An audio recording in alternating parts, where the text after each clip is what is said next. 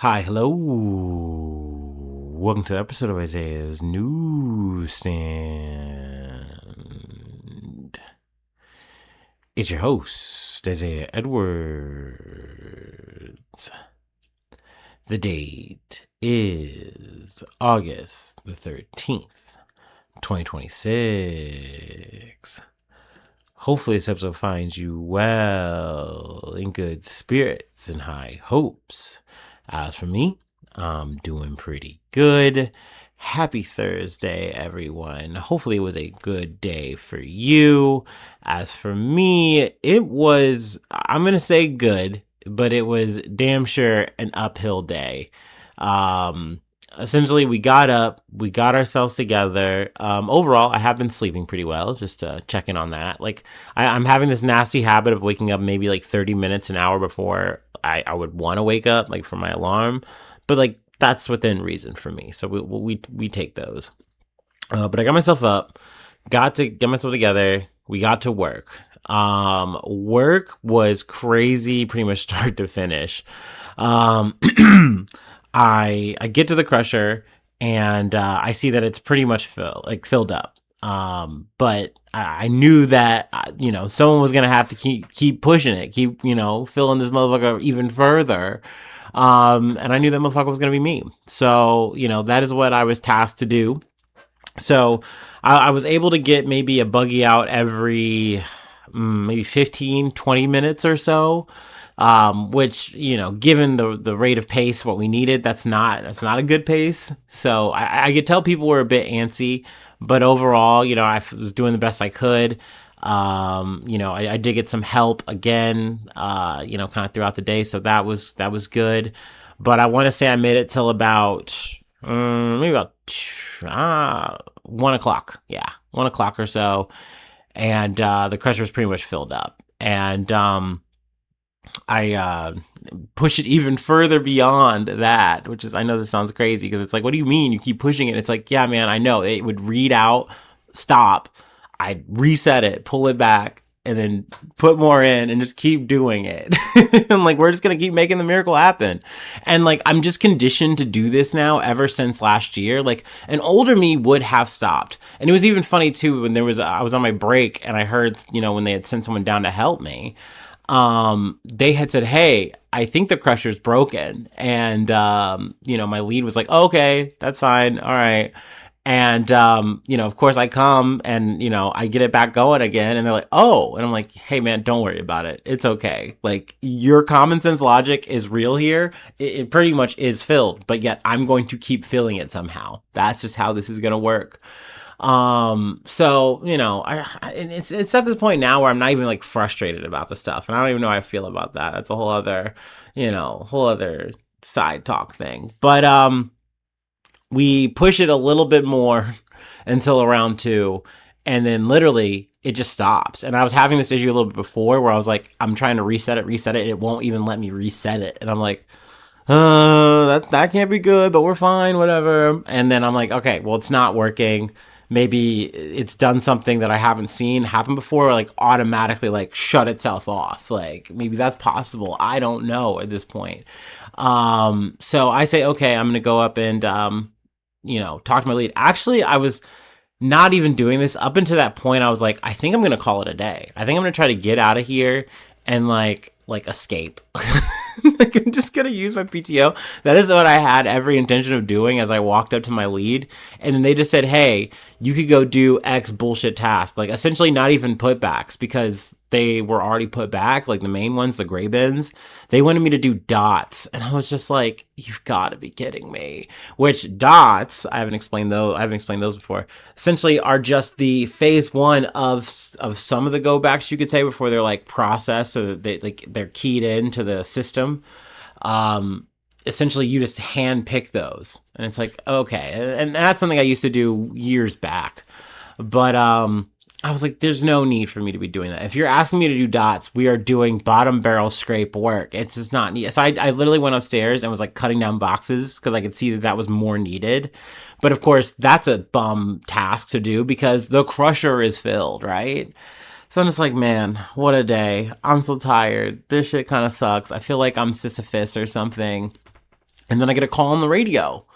Hey, Isaiah, the crusher has been swapped out. You can go back down and get to work. And I was like, okay, good. And to me, that is a miracle, a warehouse miracle, because normally if it gets past 12 o'clock, that's it. They're not coming. GG's, you did your best.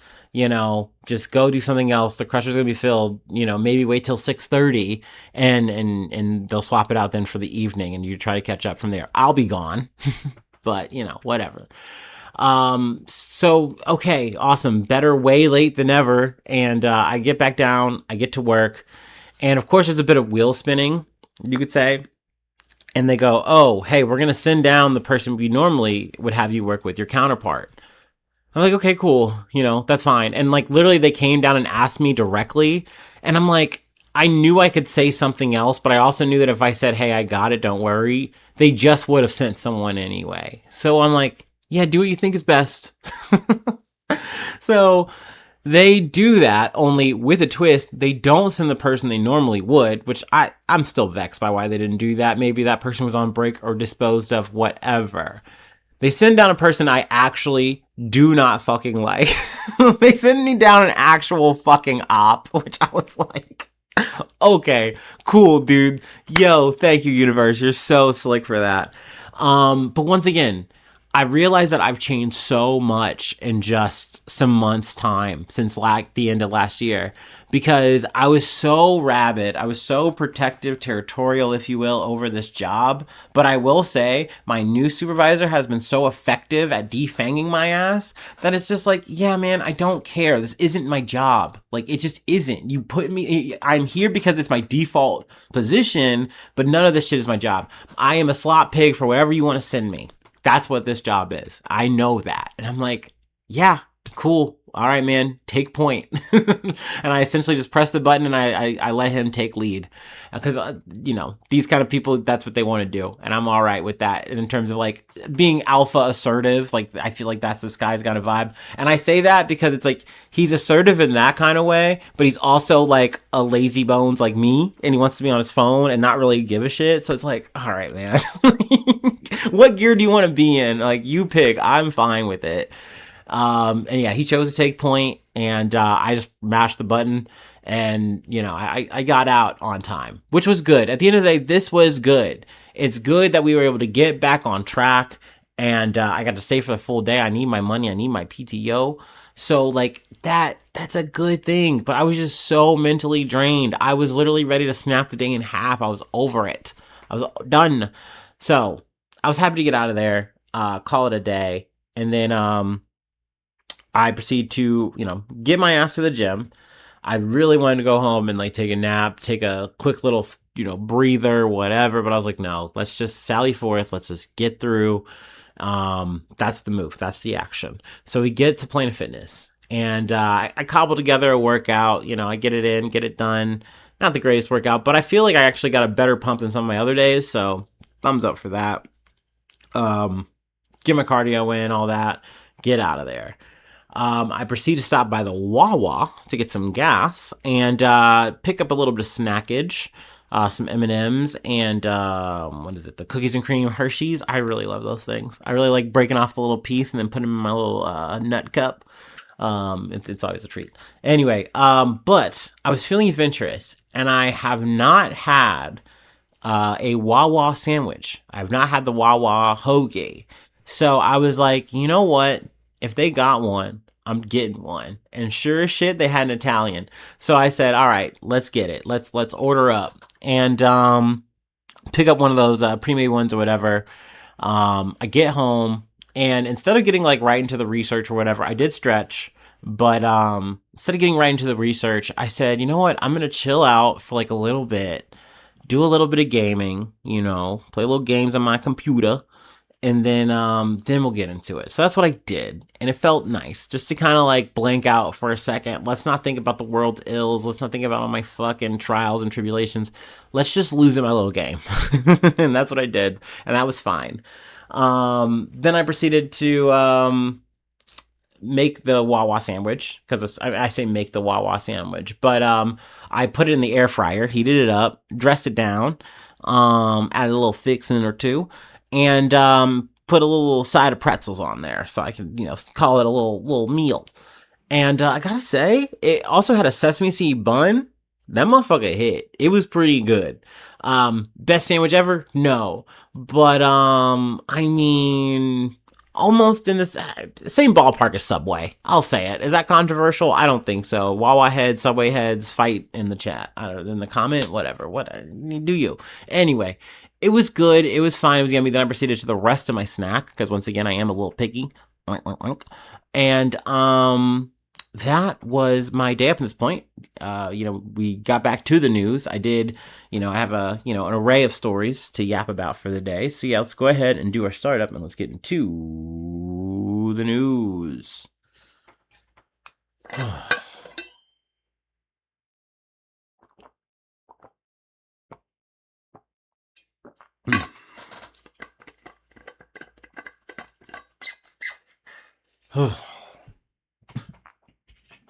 I will say, I feel like today was like first day this week where it didn't rain. At least not in my area. It was cloudy all day, definitely overcast, but no rain. So we'll take a dry day.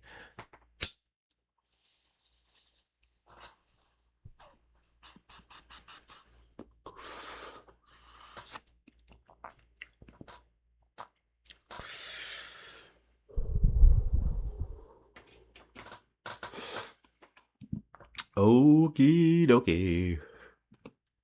All right, from the Associated Press. Israeli settlers' siege of Palestinian homes draws a sharp U.S. rebuke. For 5 nights, Israeli settlers surrounded 3 Palestinian homes on the outskirts of a town in the occupied West Bank, preventing the families from leaving safely as their food and water supplies dwindled. Qazi Abdu Rida was holed up inside with his teenage son when settlers cut the water and electricity, leaving them to drink well water as dozens of Israeli settlers erected tents outside. His Palestinian-American brother in Ohio, who owns the house, watched the siege unfold on security cameras and called for updates. The standoff in the northern West Bank town of Kusra is the latest in the wave of settler violence convulsing the territory, which Israel seized in the 1967 Mideast War, and which would make up the main part of the future Palestinian state.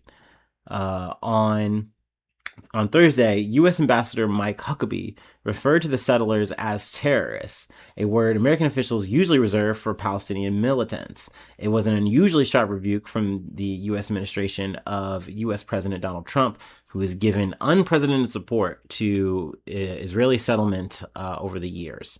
I will say that it is pretty major for Mike Huckabee, Mr. I'm going to go wail at the wall. I'm going to back Israel to the hill. I'm going to back Israel more than my own damn country.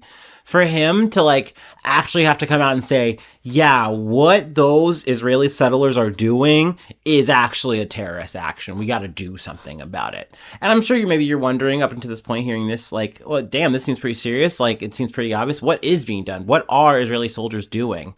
I think so far, as opposed to some of them going to pray around and hang out with some of these Israeli settlers who are doing this shit, they have maybe detained one guy. No, I don't think that means any kind of pressing charges. They said, hey, we got to pull you out of this thing. You can't do that for now, okay? And essentially in these situations, Israeli military has been involved, but they are doing a thing of saying, hey, you guys got to pack up and move out a little bit, disperse. And then they move them out, maybe not even 100 feet. And then these guys come right back when the Israeli military leaves. And that's the best they are doing. And yes, they could do more. They are choosing not to do it. They know what the fuck is happening. They are letting it happen. They are letting it happen. They are enabling it. So this is a very frustrating thing to see unfold, and also know that the only reason this particular moment hasn't gotten, faster is because oh wait, there's an American Palestinian involved. And not to mention, it's gotten so much publicity now, like so much attention. Plus, there's Israeli elections and shit around the corner. So everyone's kind of being like, oh, okay, maybe we don't have to do the right thing, but we gotta like not be as brutal. We can't conduct ourselves like this on a national stage right now that way. Let's wait like, I don't know, a few weeks or something. I don't fucking know. But these Israeli settlers, we've talked about them before. They are very just mask off about what they are doing. They know they are trying to push these people out, and that is them being nice about it. They think they are doing them a favor. They're like saying, hey, you just shouldn't be here. The Bible told us that we're supposed to be here. Get out. Like, that's what we are here to do. We are here to get you along. And like, and then there's other takes I've heard where it's like, oh yeah, no, it's fine as long as they don't do anything. And it's like, what do you mean don't do anything? You guys are literally surrounding these people. You're building outposts in their land, on their land, and then coming out and pushing them out, preventing them from doing anything. Like, it is a constant harassment. And if they even try to defend themselves, try to fight back, they can be fucking killed. They can be fucking arrested and taken away forever for their fucking land. And then you just come and you take it. So yeah, nothing about this is right. Nothing about this is fucking okay. Nothing about this is on the goddamn level. But I mean, hey, it is a surprise that Mike Huckabee is at least calling what it is for at least a hot second, I guess. So yeah, I at least wanted to highlight it. Obviously, there's more details here. And I know that the story is not yet settled. But I hopefully will be able to come back with some positive updates here. From the family, from the people involved, because, right now people aren't even allowed to go back to their homes. They've been kicked out of their own home because of these settlers, which is crazy because it's like, you should be kicking these people out. Like, you guys are the military. You guys should be doing that. You should be protecting us. They're like, no, we're protecting our people. That's what we're here to do. Anyway, let me move along. Let's take it to another front. Let's see, from the BBC. Concern grows over conditions on USS Abraham Lincoln. Citing two unnamed officials, CBS News, the BBC's U.S. partner, reported that earlier this month a sailor went overboard and was recovered by a helicopter, treated by the medical department, and transferred off the ship for further medical care. The circumstances of the incident are under investigation. The Military Times and Stars and Stripes reported earlier this week that multiple service members had considered jumping overboard, according to their families. They said that being at sea for an extended period of time and the conditions on board were hurting some members' mental health.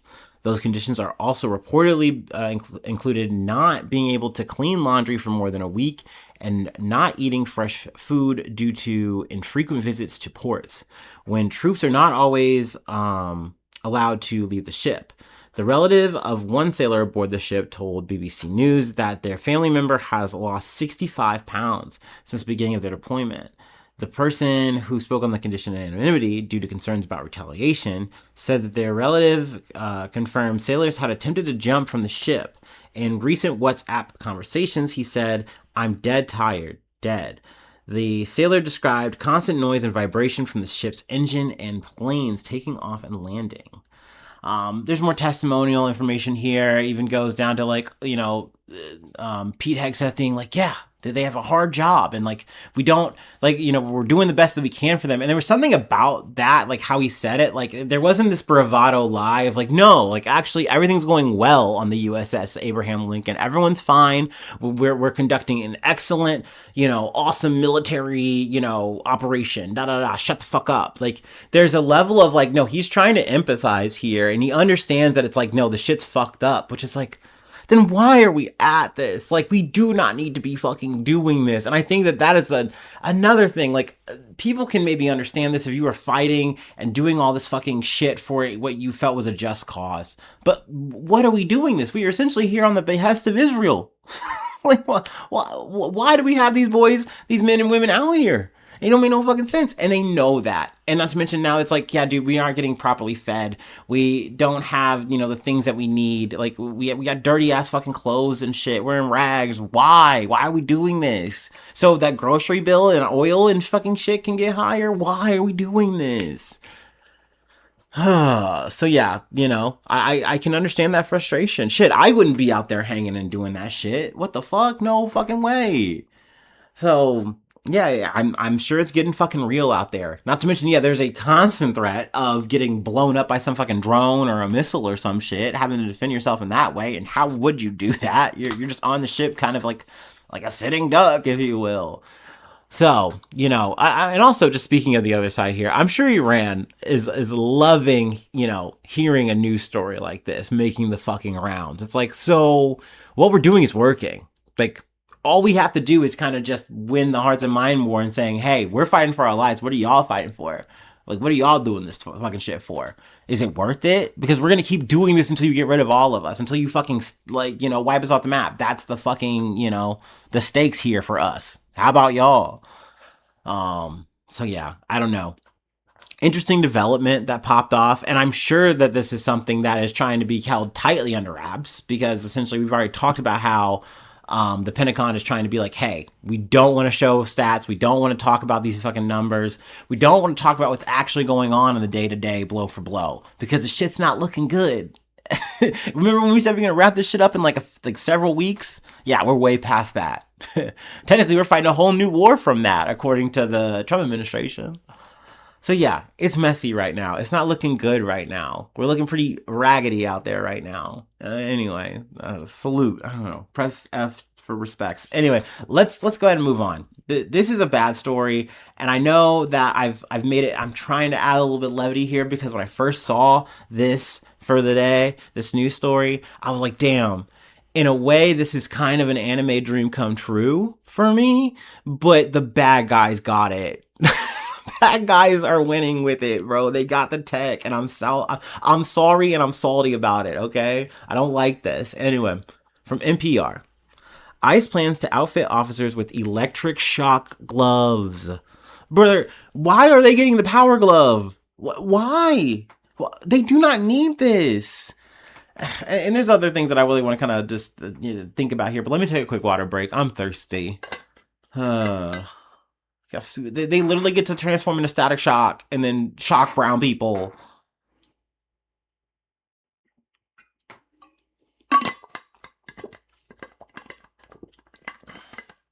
Oh, life is cruel and capitalism is crueler. Anyway, Immigration and Customs Enforcement is planning to give its officers high-tech gloves that deliver electric shocks to people they're trying to detain, according to plans posted by the Department of Homeland Security this week.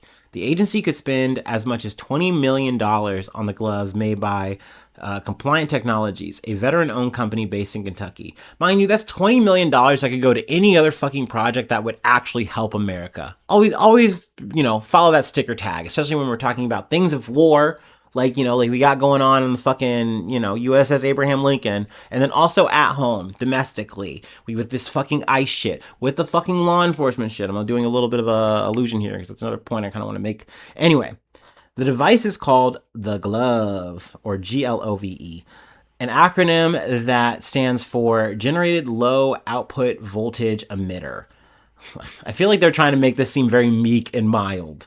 When a small button on the wrist of the glove is activated, it delivers an electric shock when it touches skin. It is similar to a taser, but unlike a taser, there are no prongs that emerge and break the skin. So I'm like, maybe that might be better, especially if this is emitting potentially less. But, later on in this article, they essentially are talking to, let's see, actually, I'll just read that part. In one video, the founder of the company, Jeff Nicklaus, introduced a demonstration on an officer with the Oklahoma County Sheriff's Department. This is important for me because when I heard this, I go, wait, we're not talking about ICE anymore. We automatically now are thinking and talking about how this guy is presenting this shit, doing a demo, doing promotions with law enforcement. So, and then it clicked for me. This is a pet project toy that ICE is going to definitely frontline use.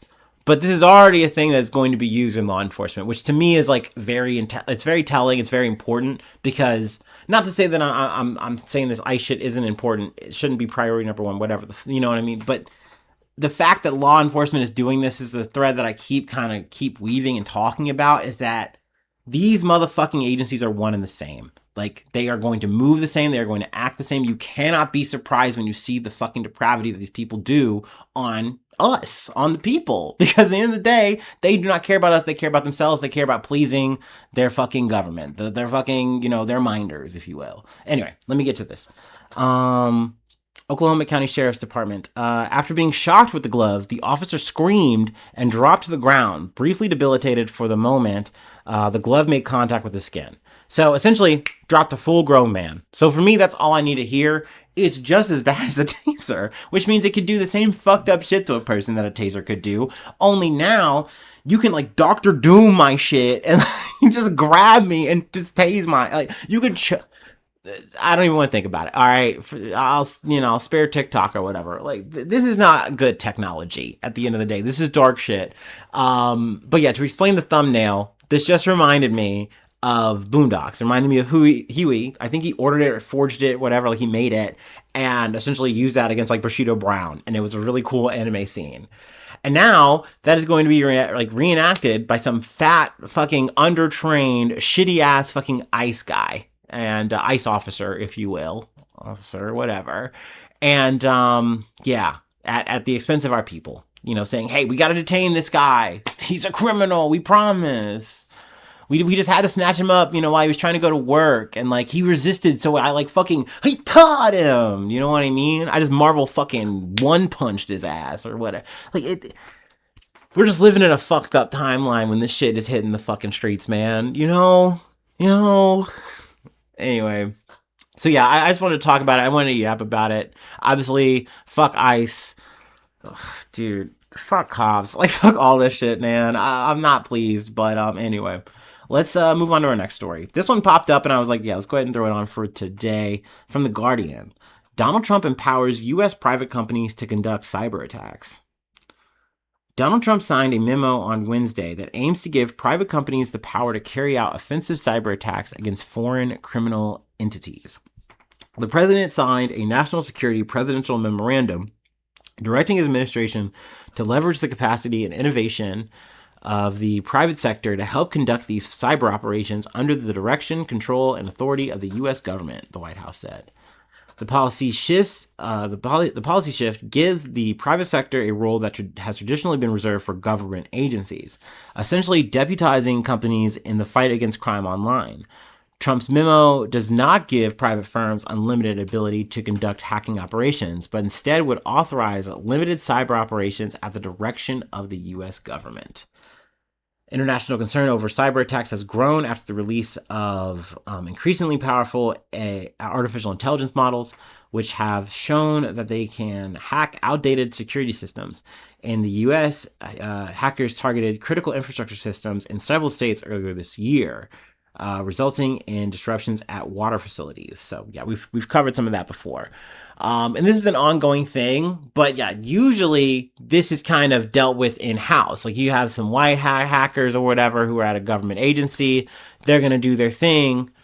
And that's how this war has been conducted on our front. At least that's how we say it is. I do have a bit of a conspiratorial thought or two about this, that I'm sure one way or another we have contracted either private agencies and or use private agencies, and like, you do your thing and like, you'll be compensated. We'll be looking out for you in some capacity, I'm sure. Could be wrong though. But for us to be mask off about it and say, hey, that shit that we've like condemned China for, that we've like sanctioned North Korea for, yada. We're going to do that. We're going to do that ourselves. And actually it's good when we do it because it's good for business, right? We're investing in companies and like, we're enriching them and protecting ourselves. It's a win-win.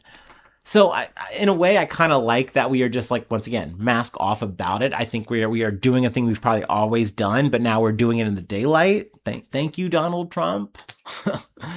So yeah, I'm curious to see if this is going to maybe, I'm sure in some way, shape, or form, this will affect I want to say the cyber world, but that makes you sound like a fucking loser.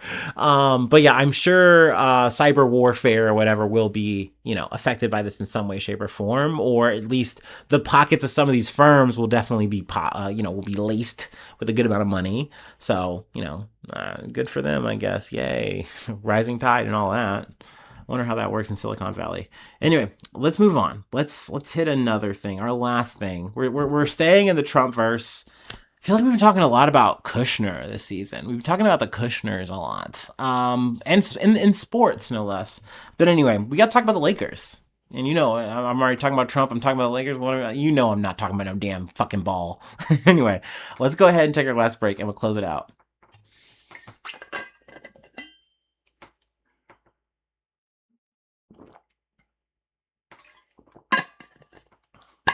Y'all know I'm only here for the corruption.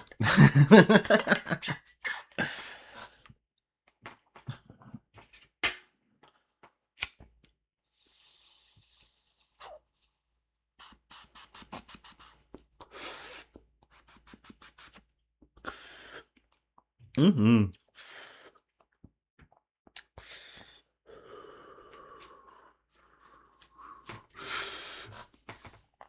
All right. From ESPN. Josh Kushner, Bob Iger to buy Lakers for $12.5 billion. The Los Angeles Lakers are being sold to Josh Kushner and Bob Iger for $12.5 billion, a record-breaking price, multiple sources told ESPN. It's also worth noting that we are talking about Josh Kushner, not Jared Kushner. I guess they're really big on the Jays in the Kushner family. I am getting them confused, so I just wanted to state that for the fucking record. Anyway, the businessmen were involved in the expansion process in Las Vegas, but in a stunning turn, they pivoted to make an aggressive offer to buy the Lakers from Mark Walter, who purchased a controlling interest in the team from the Buss family last year for a then record franchise valuation of approximately $10 billion. I'm skipping the quotes here. I really don't care what these motherfuckers have to say. Walter, the CEO and chair of diversified holding company TWG Global, has been the Lakers' majority owner since October, when his bid was unanimously approved by the NBA. So I want to just make a stop here, take a little smell test, because you're saying you just made this huge ass fucking deal last year. Fucking right around Halloween or whatever the fuck, right? And it's like, hey, fall, I just got a new fucking ball team. Let's fucking go. I made history. I'm the man. I'm sure that's how these guys do, because they're essentially just doing franchise mode. Anyway, but now you're saying not even a year. You've now had this new epiphany, or you're making all this wheeling and dealing that you're gonna just give this up. You're gonna make this new thing happen. Well, it's leaving a big, well, why? I mean, I'm sure, yeah, there's money to be made, but it's like, nah, because that's like getting a brand new toy and then you hold on to it for, once again, not even a year, and you're like, I don't want it. And you could be like, well, this is just the whims of the rich. Bad deals are bad fucking deals, and something stinks, it fucking stinks. I don't know. So I'm glad I'm not the only one thinking this, but let's keep reading. Again, more blah blah quotes. I do not care. The sale will need approval from the NBA's Board of Governors, and that process can take several weeks. The next board meeting is set for September in New York. Let's see here. Let me go to our highlight portion. Walter, 66, is selling only the Lakers in this transaction, because he also has like other sports organizations like the Los Angeles Dodgers, the Los Angeles Sparks, Premier League Club Chelsea, and Professional Women's Hockey League through TWG Motorsports. Walter owns several auto racing teams, including Cadillac Formula One. So I think another argument too that people can make is that, like, once again, he does have several things, like several teams, and like maybe this was a prize thing for him in the moment and he did it, but like maybe he wants to already move on to other things. And it's like, once again, that kind of stinks to me. And let's get to that. Walter, who built his financial empire in the insurance industry, is under federal investigation for alleged tax fraud by other companies tied to the billionaire. Bloomberg reported in July that U.S. prosecutors in Manhattan are examining whether Delaware Life Insurance Company and Clear Spring Life and Annuity Company, two insurance controlled by Walter, failed to disclose that their private credit holdings backed other Walter-controlled ventures. The Securities and Exchange Commission is running a parallel investigation, according to the Bloomberg report.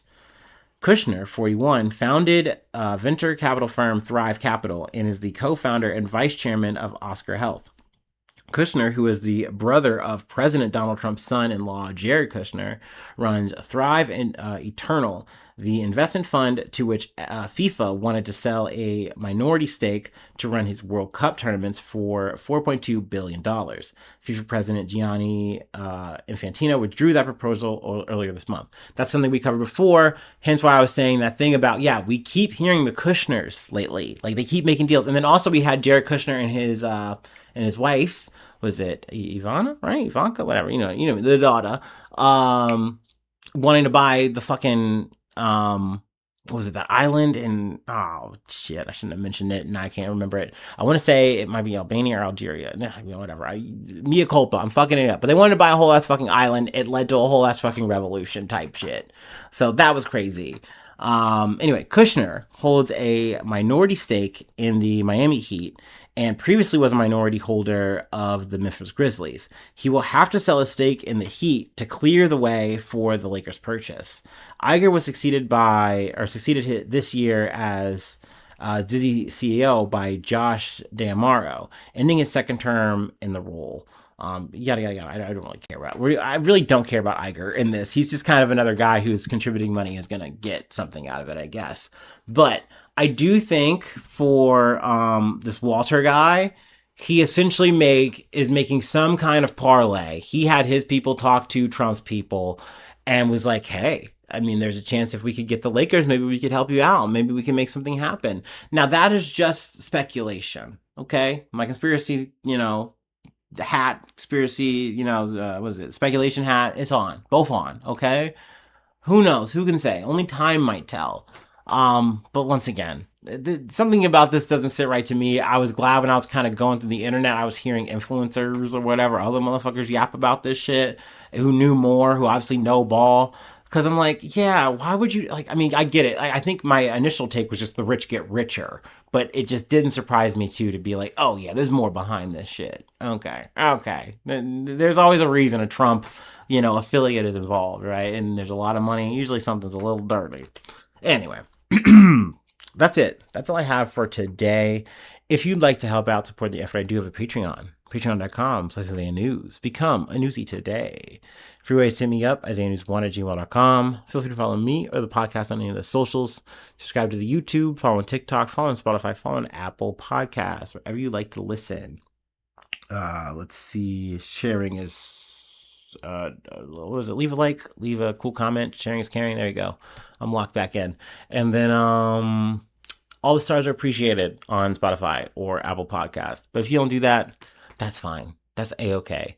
I appreciate you just being a pal, hanging out with me for, how long is this? About 30, 40 minutes? 40 minutes. Well, looks like we made it. What a good time. Hopefully, I'll see you soon for some more good news. I love ya. Bye-bye. Mwah.